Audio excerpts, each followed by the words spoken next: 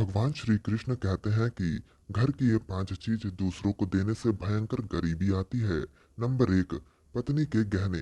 पत्नी के गहने माता लक्ष्मी का स्वरूप होते हैं।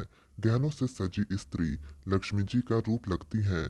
जब भी हम नए गहने लेते हैं तो सबसे पहले लक्ष्मी जी के सामने रख कर उनकी पूजा करते हैं। हमारे घर के गहने ही माता लक्ष्मी का रूप हैं। तो इसलिए कभी भी पत्नी का कोई भी गहना किसी को उधार में या इस्तेमाल करने के लिए ना दे।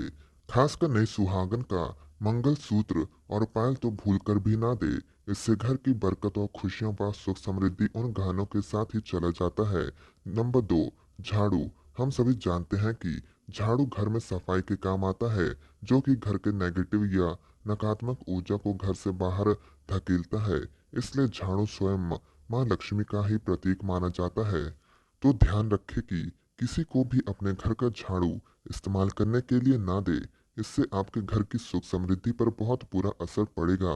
ना ही किसी और का झाड़ू आप इस्तेमाल कीजिए। इससे उसके घर की दरिद्रता आपके घर में आ जाएगी। नंबर 3, दूध, दही, चावल, नारियल, आटा। सूर्य डूबने के पश्चात कभी भी अपने घर से किसी भी सफेद वस्तुओं जैसे कि दूध या दही का या चावल या नारियल या आटा जैसे पदार्थों को किसी को दान में या उपयोग के लिए ना दे।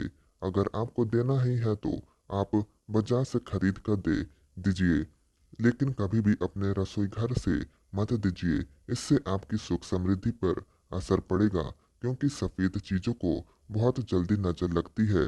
नंबर 4, पत्नी के पास रखा धन। धन माँ लक्ष्मी का ही एक प्रतीक है।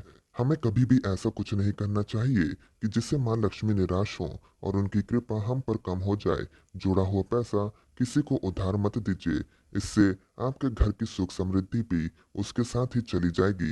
एकादशी के दिन तो बिल्कुल भी मत दीजिएगा। नंबर 5, रसोई का चकला और बेलन। अपनी रसोई घर का चकला, बेलन और तवा कभी भूल कर भी किसी को उधार में या फिर इस्तेमाल करने के लिए मत दीजिएगा। अगर दिया तो आपके घर का सुख व समृद्धि भी उसी के साथ चली जाएगी, क्योंकि माँ लक्ष्मी को यह चीजें बहुत प्यारी हैं। और अगर आपने यह चीजें किसी को दे दी तो यह आपके घर की सुख समृद्धि छीन लेगी। आशा करता हूँ कि दोस्तों आपको जानकारी पसंद आई होगी। ऐसी ही जानकारियों के लिए हमारे चैनल को सब्सक्राइब कर लीजिएगा और वीडियो को लाइक करके कमेंट में कैसे बताइएगा कैसा आपको ये वीडियो लगा है। तब तक के लिए धन्यवाद।